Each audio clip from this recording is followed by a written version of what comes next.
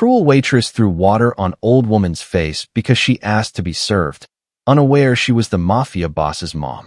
She stood in shock as tears streaked down her eyes, the waitress pointing and laughing at the woman. Phone raised high, recording as customers gasped watching the scene that just unfolded.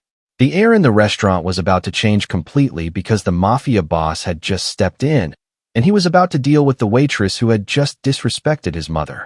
But before we get into the absolute chaos that's about to go down, drop a comment right now and tell me where you're watching from and what time it is in your city. This story is going to have you screaming at your screen, so smash that subscribe button because you do not want to miss what happens next. This waitress has no idea what's coming for her. Let's go. Elena Russo was 72 years old and had survived things that would break most people. She'd raised 5 children in poverty, buried a husband who died protecting his family, and built a life from absolutely nothing. Her son, Dante Russo, had grown up watching her sacrifice everything, and he'd promised her that one day she'd never struggle again. That promise had been kept. Dante now controlled half the city's underground operations, commanded respect from the most dangerous men alive, and could make problems disappear with a single phone call. But to Elena, he was still her baby boy who used to cry when she couldn't afford to buy him shoes. She didn't ask questions about his business. She didn't want to know. All she knew was that her son loved her fiercely and had given her a comfortable life in her old age. Today, Elena had decided to treat herself to lunch at La Bella Vista, an upscale Italian restaurant downtown that she'd heard served amazing pasta. She walked in wearing a simple floral dress and comfortable shoes, her gray hair pulled back in a neat bun, her weathered hands clutching a small purse. The hostess barely glanced at her before pointing vaguely toward the back. The restaurant was busy, filled with businessmen in expensive suits and women dripping with jewelry. Crystal chandeliers hung from the ceiling and soft music played in the background, but Elena didn't care about any of that. She just wanted a nice meal and maybe some tiramisu if they had it. She sat at her assigned table and waited. 5 minutes passed, then 10, then 15. Other customers who arrived after her were served immediately, their orders taken with bright smiles and attentive service. Elena waited patiently, her hands folded on the table, assuming the staff was simply busy. At the 25-minute mark, she gently raised her hand to get someone's attention. A young waitress named Vanessa, mid-20s with perfectly styled blonde hair and an expression of permanent irritation, glanced over and rolled her eyes before turning back to her conversation with another server. Elena waited another 5 minutes before raising her hand again. Vanessa finally approached, her steps slow and deliberately disrespectful, her face twisted in obvious annoyance. "What?" the waitress snapped, not even bothering with basic courtesy. Elena smiled politely despite the rudeness. "I've been waiting for 30 minutes now. Could I please order?" Vanessa looked Elena up and down with undisguised contempt, taking in the simple dress, the worn purse, the lack of expensive jewelry. Her lip curled. "This restaurant serves elite clientele first. You'll have to wait until we're done with the important customers." Elena felt her cheeks flush but kept her voice calm. "I understand you're busy, but I've been sitting here quite a while. Could you please just take my order? Do you know how restaurants work, old lady?" Vanessa's voice was loud enough that nearby tables turned to look. "We serve people who actually matter first. People who can afford to leave proper tips.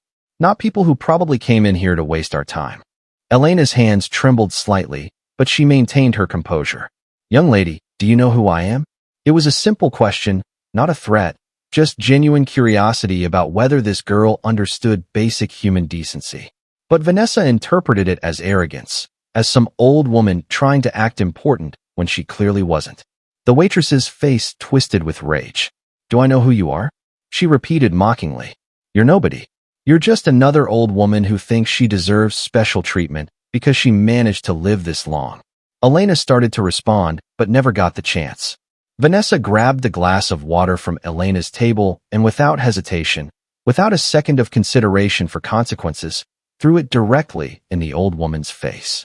The water hit Elena square in the face, soaking her hair, her dress, her dignity. She gasped, her hands flying up too late to block it. The restaurant went completely silent. Every conversation stopped. Every fork froze halfway to mouths. Every eye turned to watch as Elena Russo, mother of the most dangerous man in the city, sat dripping wet and humiliated in the middle of a crowded restaurant. Vanessa stood there with the empty glass, a triumphant smirk on her face, phone already out filming. Other customers pulled out their phones too, recording the moment, already imagining the viral video they'd post. "Look at this," Vanessa announced to her phone camera, laughing. Old lady thought she was special, thought she deserved to be served before everyone else. Well, this is what happens when you don't know your place. Elena's tears came immediately, unstoppable. Not tears of physical pain, but tears of deep humiliation, of being treated as less than human in front of dozens of strangers. She stood up shakily, water dripping from her face and clothes, her hands shaking as she tried to wipe her eyes. Nobody helped her. Nobody said a word. They just watched and recorded like it was entertainment. Elena grabbed her purse and walked toward the exit as quickly as her old legs would carry her, her shoulders shaking with sobs, her face burning with shame.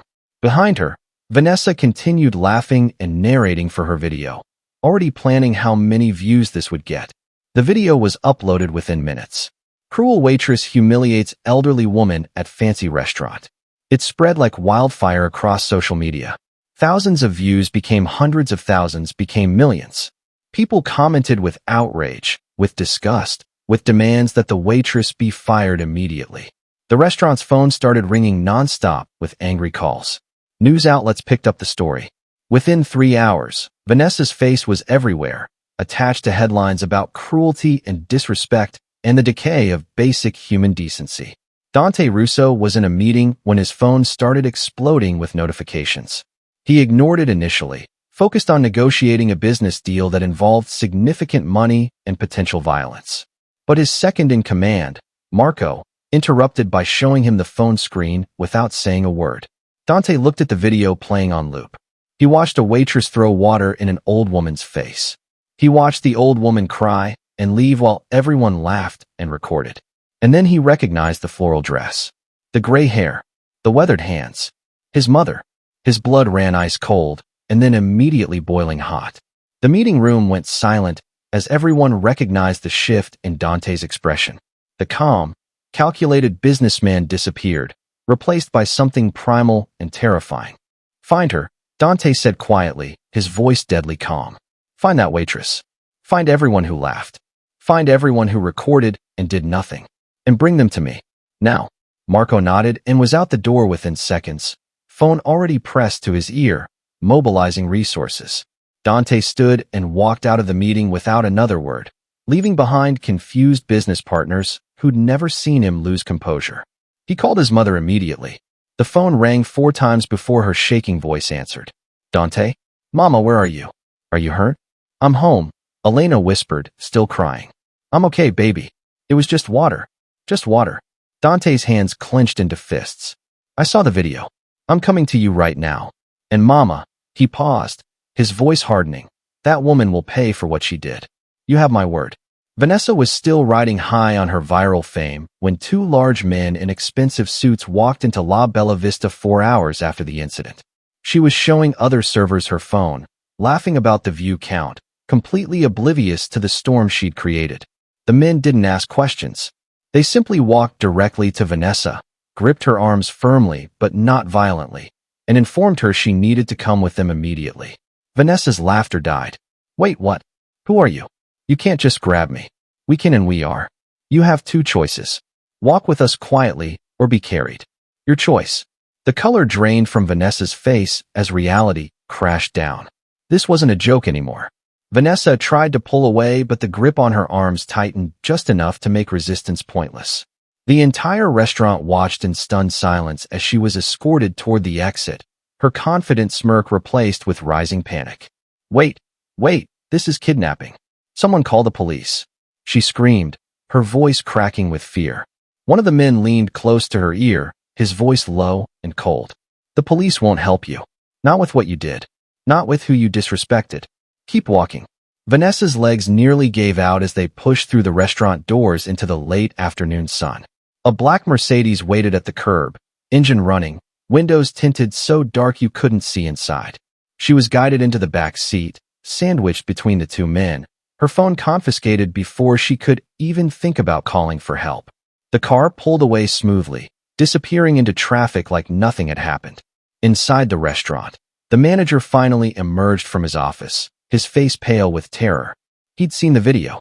He'd recognized the old woman from security footage. And he'd just received a phone call that made his blood run cold. The voice on the other end had been calm, almost pleasant, but the message was crystal clear. Your employee assaulted Elena Russo, Dante Russo's mother. You have 24 hours to decide if you want to keep your business or lose everything you own. The line went dead. The manager stood frozen, his hands shaking, knowing his restaurant was finished regardless of what he did. You didn't humiliate a Russo and walk away unscathed. You didn't throw water in that family's face and expect mercy. The Mercedes drove for 30 minutes through the city, winding through neighborhoods that gradually became less populated, less safe, less governed by normal rules. Vanessa's panic escalated with every turn. Where are you taking me? What are you going to do to me? I didn't know who she was. I swear I didn't know. Ignorance isn't an excuse, one of the men replied without looking at her.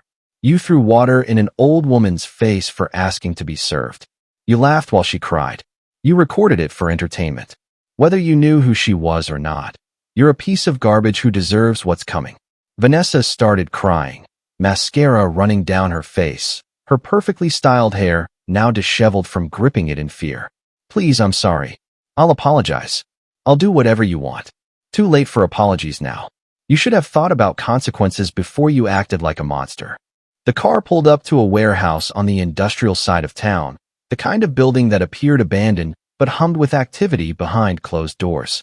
Vanessa was pulled from the car and escorted inside, her heels clicking on concrete floors, her breathing rapid and shallow. The warehouse was mostly empty except for a single chair under a bright overhead light in the center of the space. Standing near that chair, arms crossed, expression carved from stone, was Dante Russo. He was 42 years old, built like someone who'd spent years fighting his way up from nothing, his dark eyes cold and calculating. He wore an expensive suit that couldn't hide the danger radiating from him like heat from a furnace. When Vanessa saw him, she knew immediately who he was. Not by name, but by presence. This was someone important, someone powerful, someone she'd made a catastrophic mistake crossing. Sit, Dante commanded, pointing to the chair. Vanessa was pushed forward, her legs barely supporting her weight as she collapsed into the seat. Dante circled her slowly, silently, letting the fear build. When he finally spoke, his voice was quiet but sharp enough to cut. My mother is 72 years old. She survived poverty, abuse, loss, and decades of struggle that would have killed weaker people. She raised 5 children alone after my father was murdered. She went hungry so we could eat. She worked 3 jobs so we could have clothes. She sacrificed everything so her children could have better lives than she did. Vanessa trembled, unable to meet his eyes. And today, Dante continued, his voice dropping even lower, she went to a restaurant for a simple meal. She waited patiently. She asked politely to be served. And you threw water in her face like she was trash. You humiliated her in front of strangers. You recorded her crying for your entertainment. You laughed while my mother, the woman who taught me everything about strength and dignity, was broken down to tears. I didn't know. Vanessa sobbed. I'm sorry. I didn't know who she was. Dante's hand shot out and gripped her chin, forcing her to look at him. You didn't need to know who she was. She's a human being, an elderly woman who deserved basic respect and service. But you treated her like garbage because she wasn't wearing expensive jewelry, because she didn't look important to you, because you're a cruel, shallow person who thinks money determines human value. He released her chin roughly. The video you posted has 17 million views now.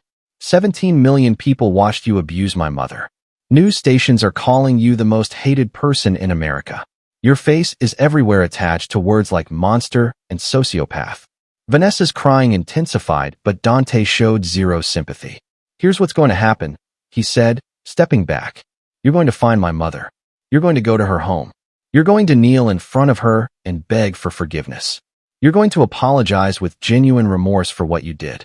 And if she forgives you, Dante paused, letting the words sink in.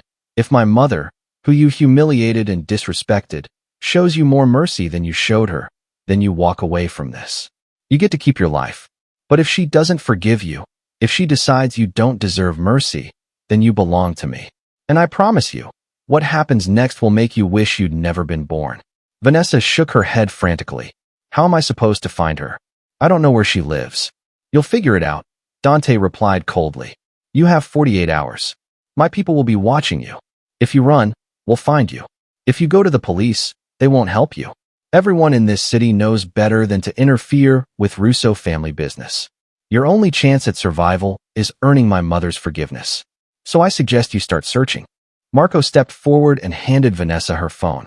The video was still playing on the screen, now with millions more views and thousands of comments calling for her destruction.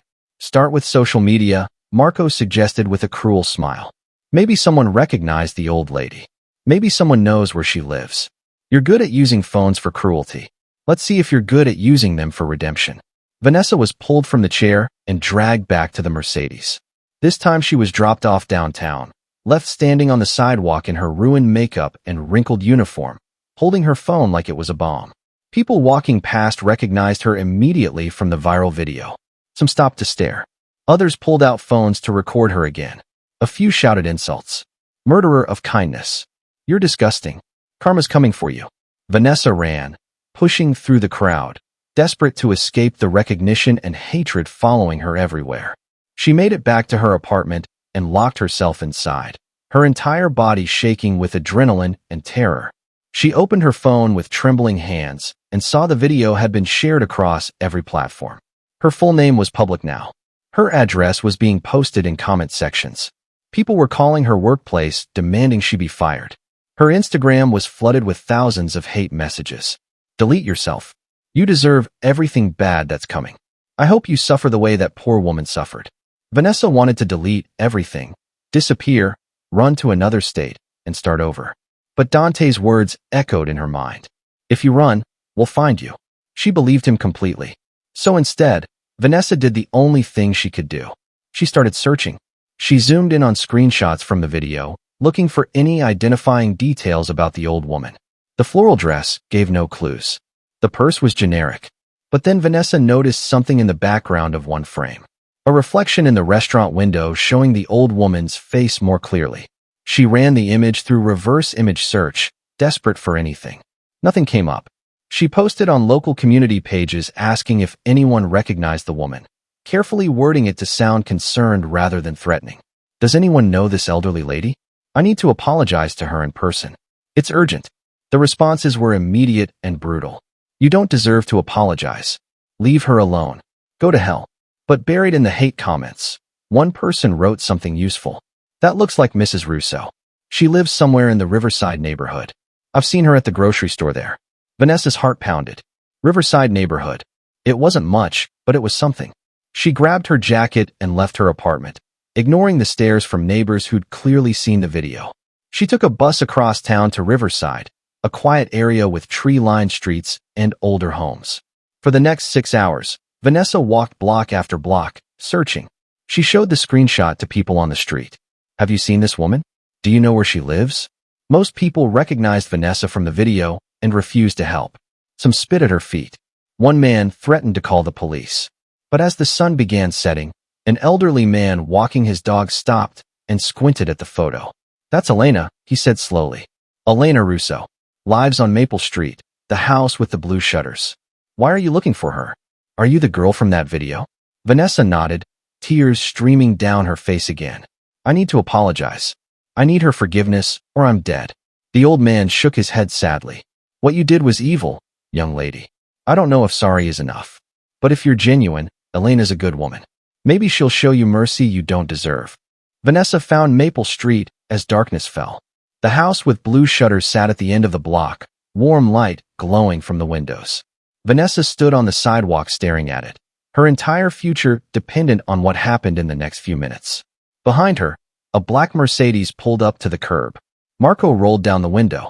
Boss says you found her. Now go knock on that door and pray Elena Russo has a bigger heart than you do. Because if she doesn't, you're coming back with us.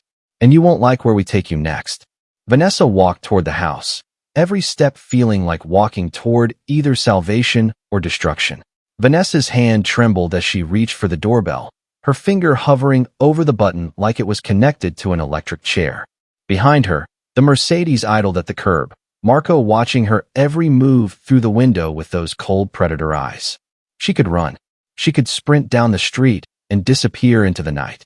But she'd seen enough movies to know how that ended. People like Dante Russo had eyes everywhere, resources that made disappearing impossible. So she pressed the button and heard the chime echo through the house. Footsteps approached from inside, slow and careful. The door opened a crack, chains still attached, and Elena's weathered face appeared in the gap. Her eyes went wide with recognition and fear. "You?" she whispered, her voice shaking. "What are you doing here? How did you find my home?" Vanessa dropped to her knees right there on the porch, her pride shattered into a million pieces. "Mrs. Russo, please, I'm begging you. I'm so sorry for what I did. I was cruel and horrible and I don't deserve your forgiveness, but I'm asking for it anyway. Please." Elena's face hardened, her hand gripping the door frame. "You humiliated me. You made me feel worthless in front of strangers. You laughed while I cried. And now you show up at my home because you're scared of consequences, not because you're actually sorry."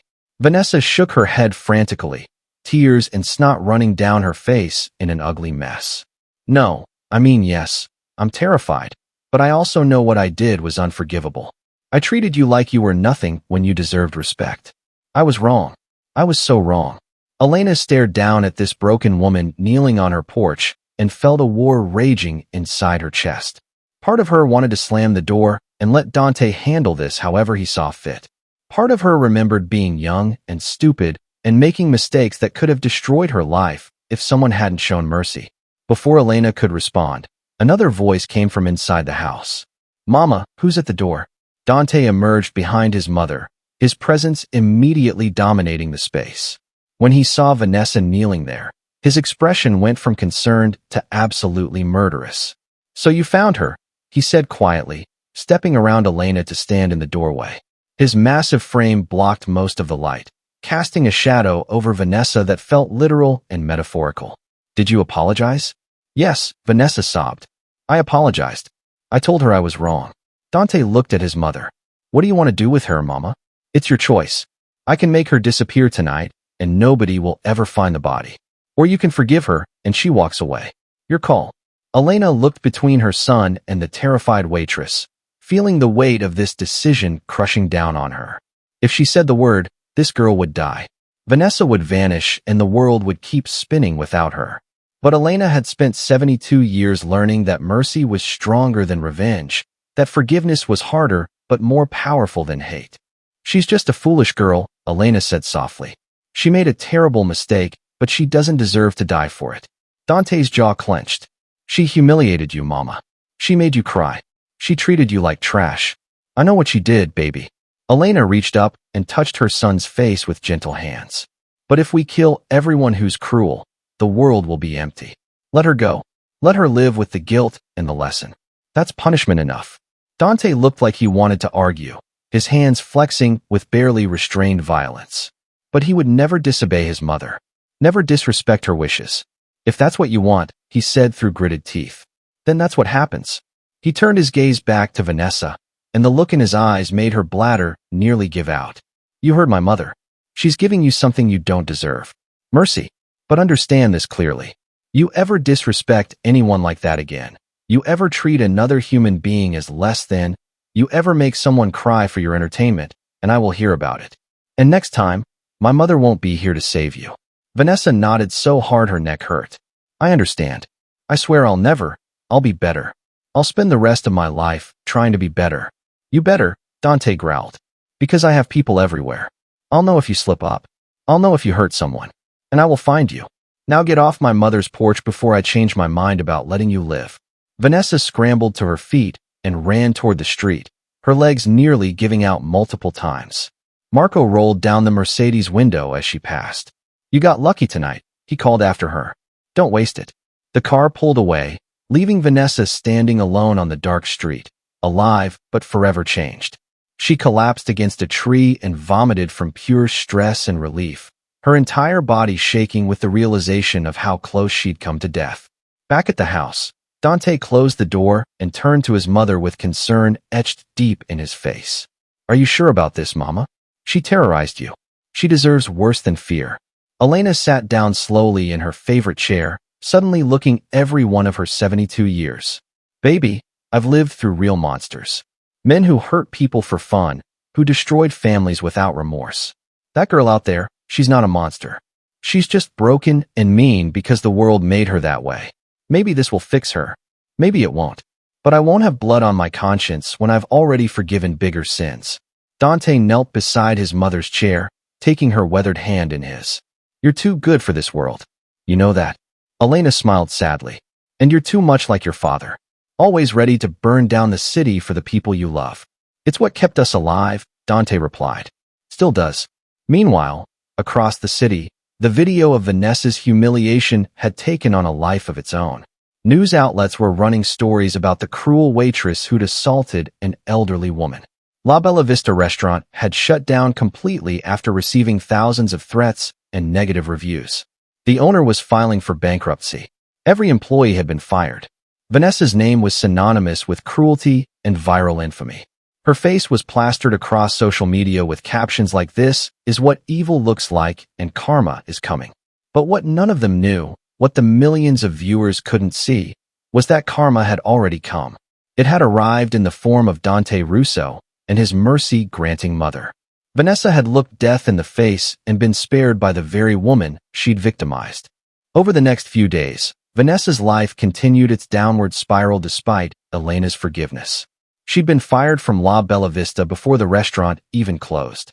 No other establishment would hire her. Her face was too recognizable, her reputation too toxic. Landlords rejected her applications. Friends stopped answering her calls. Family members told her not to visit because they were embarrassed by association. The video had destroyed everything she'd built, stripped away her life piece by piece until all that remained was the crushing weight of consequences. But she was alive. That mattered. She'd been given a second chance that she absolutely didn't deserve, and somewhere deep in her shattered pride, a small seed of genuine remorse began to grow. Vanessa started volunteering at a homeless shelter, serving food to people society had forgotten. She worked for free, no cameras, no social media posts, just quiet service trying to atone for her cruelty. The people there didn't recognize her or didn't care. They just appreciated someone treating them with basic human dignity. It was humbling work that made Vanessa confront everything ugly inside herself. One evening, an elderly homeless woman came through the line, and Vanessa served her with gentle hands and a genuine smile. The woman looked up at her with grateful eyes. "Thank you, dear. You're very kind." Those simple words broke something open inside Vanessa's chest. She excused herself and cried in the bathroom, finally understanding what she'd stolen from Elena that day in the restaurant. Dignity. Respect. The basic acknowledgement of humanity. Weeks passed. The viral video gradually faded from the news cycle, replaced by newer outrages and scandals. People moved on the way they always did, their attention span short and their outrage temporary. But Vanessa never forgot. She couldn't. Every time she closed her eyes, she saw Elena's tears. Every time she looked in the mirror, she saw the monster she'd been. And every time she served food to someone forgotten by the world, she remembered that mercy was a gift she could never repay, but could spend a lifetime trying to pay forward. She never saw Dante Russo again, but she felt his presence like a shadow, watching, waiting, hoping she'd learned. And slowly, painfully, against all odds, Vanessa began the long process of becoming someone who deserved the second chance she'd been given. The video remained online forever, a permanent record of her worst moment. But it no longer defined her future. Only her choices from this moment forward could do that. And for the first time in her selfish life, Vanessa was finally making the right ones. 6 months after the incident, Vanessa was working her third shift of the day at the homeless shelter when a familiar black Mercedes pulled up outside. Her blood went cold. She'd been living quietly, keeping her head down, doing everything right. But the sight of that car sent her hard into her throat. Marco stepped out first, then opened the back door. Dante Russo emerged, his presence commanding immediate attention from everyone on the street.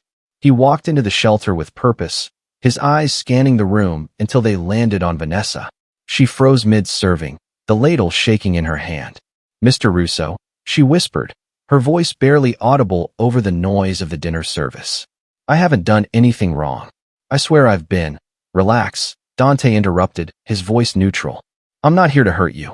I'm here because my mother wanted me to check on you. Vanessa's eyes widened in disbelief. She wanted you to check on me? Why? Because that's who she is, Dante replied, looking around the shelter at the people Vanessa was serving. She forgave you, and then spent 6 months worrying that you destroyed your life completely. She asked me to find out if you were okay, if you'd found work, if you were surviving. So here I am. Vanessa set down the ladle with trembling hands. I'm surviving. Barely. Nobody will hire me for real work. My face is still too recognizable. So I volunteer here during the day and clean office buildings at night for cash under the table. It's not much, but it's honest, and it's all I have. Dante studied her carefully, seeing the exhaustion in her eyes, the weight loss, the worn clothing. This wasn't the arrogant waitress from 6 months ago. This was someone genuinely humbled by consequences and trying to rebuild from rubble. My mother wants to see you, Dante said finally. She's having a dinner at her house tomorrow evening and specifically requested you attend. Vanessa's face went pale. I can't face her again. It's not a request, Dante clarified. It's an invitation you don't refuse. Be at her house tomorrow at 6 o'clock. We're something respectful. Don't be late. He turned and walked out before Vanessa could argue, leaving her standing there in shock, while homeless people waited patiently for their food. The next day dragged by in agonizing slow motion. Vanessa borrowed a simple dress from another shelter volunteer and took the bus across town to Riverside. She arrived at Elena's house at exactly 6 o'clock, her palms sweating, her stomach in knots. The door opened before she could knock. Elena stood there looking healthier and happier than she had 6 months ago, wearing a beautiful cardigan and a warm smile that Vanessa absolutely didn't expect. Come in, dear, Elena said gently. Dinner's almost ready. Vanessa stepped inside cautiously, taking in the cozy home filled with family photos and the smell of homemade Italian food. Dante was there along with his 4 siblings, all of them watching Vanessa with varying degrees of suspicion and hostility. She recognized the dynamic immediately. They were here to protect their mother, ready to destroy Vanessa if she stepped out of line, even slightly. Everyone, this is Vanessa, Elena announced, guiding her to the dining room. She's joining us for dinner tonight. The siblings exchanged confused glances but said nothing, trusting their mother's judgment even when they clearly disagreed with it. They sat down to eat, and the meal was incredible. Homemade pasta, fresh bread, wine that probably cost more than Vanessa made in a month. But she could barely taste any of it, too nervous and confused about why she was here. Halfway through dinner, Elena set down her fork and looked directly at Vanessa. I invited you here because I wanted to see for myself how you were doing. My son tells me you've been volunteering and working hard to rebuild your life. Is that true? Yes, ma'am, Vanessa replied quietly. I've been trying to make up for what I did. I know I can never truly make it right, but I'm trying to be better than I was. Elena nodded slowly. Do you understand now why what you did was so wrong? It wasn't just about me. It was about how you viewed human worth. Vanessa's eyes filled with tears. I do understand. I was raised to believe that money and status determined value. That people who looked poor or ordinary didn't matter as much. Working at the shelter showed me how wrong I was. Every person I serve has a story, has worth, has dignity regardless of what they own or how they look. I was cruel because I was ignorant.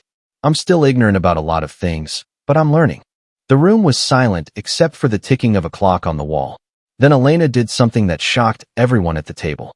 She stood up, walked around to Vanessa's chair, and pulled her into a hug. The old woman held the young woman who'd humiliated her, and Vanessa broke down completely, sobbing into Elena's shoulder with 6 months of guilt and shame and gratitude pouring out. I'm so sorry, Vanessa cried. I'm so sorry for what I did to you. I know, Elena whispered, stroking her hair like she was one of her own children. I forgave you 6 months ago. Now you need to forgive yourself and keep growing. When they separated, Elena sat back down and addressed the table.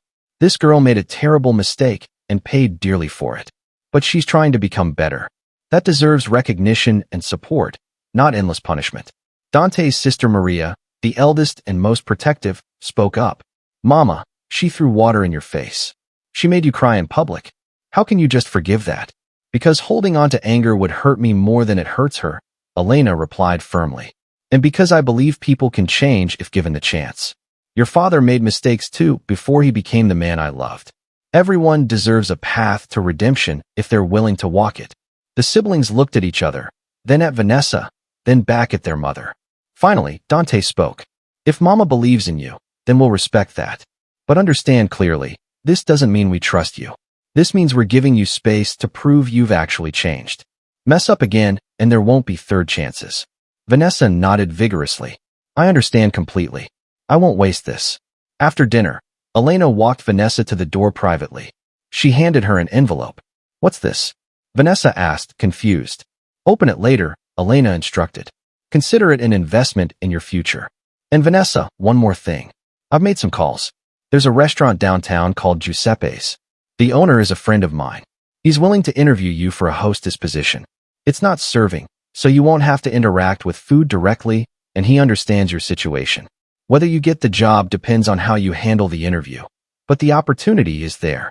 Vanessa stared at Elena in absolute disbelief. Why are you doing this for me? Because 6 months ago I could have let my son kill you, and I chose mercy instead, Elena said simply.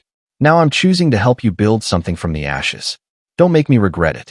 Vanessa hugged her again, unable to express the gratitude overwhelming her. I won't. I promise I won't. She left the house in a daze and didn't open the envelope until she was on the bus home. Inside was $2,000 in cash and a handwritten note. Use this to get back on your feet. Buy proper clothes for your interview. Pay your rent. Eat real food. You can't help others if you're drowning yourself. Pay it forward when you're able. Elena. Vanessa cried on that bus, surrounded by strangers who pretended not to notice. She got the job at Giuseppe's after a grueling interview where she had to explain the viral video and convince the owner she'd genuinely changed. She worked harder than she'd ever worked in her life, arriving early, staying late, treating every customer with respect regardless of how they looked or acted. Word slowly spread that the cruel waitress from the viral video was trying to make amends. Some people came to the restaurant specifically to judge her, to see if the redemption was real or performative. Most left convinced she'd actually changed. A year after the incident, Vanessa was promoted to assistant manager. 2 years later, she was running the front of house completely. She never forgot where she came from or what she'd done. The video still existed online, a permanent scar on her digital footprint, but it no longer defined her. She visited Elena once a month, bringing flowers and sitting on the porch drinking tea and talking about life. Elena became a grandmother figure she'd never had, offering wisdom and grace that Vanessa tried desperately to absorb and emulate. Dante watched from a distance, never fully trusting but respecting his mother's judgment. And Vanessa spent the rest of her life trying to be worthy of the mercy she'd been given. She donated money to homeless shelters. She trained new restaurant staff to treat every customer with dignity. She spoke at community centers about the dangers of judging people by appearance and the power of second chances. The cruel waitress who threw water in an old woman's face had died that night in the warehouse. The person who emerged from Elena's mercy was someone new, someone better, someone determined to spread kindness in a world that desperately needed it. And every single day, Vanessa thanked God and Elena Russo for seeing potential in her when everyone else only saw a monster. Elena Russo proved that mercy is more powerful than revenge, and that forgiveness can transform even the cruelest hearts. Vanessa spent the rest of her life becoming the person Elena believed she could be, spreading kindness and dignity to everyone she met. Sometimes the greatest punishment isn't destruction, it's being forced to become better and live with the memory of who you used to be. True change is possible when someone believes in you enough to give you a second chance. Smash that subscribe button right now. Drop a comment telling me what you think about Elena's decision to forgive. Share this story with everyone who needs to hear it. This is the kind of content that changes perspectives and transforms lives. Don't miss our next story, it's going to be even more powerful.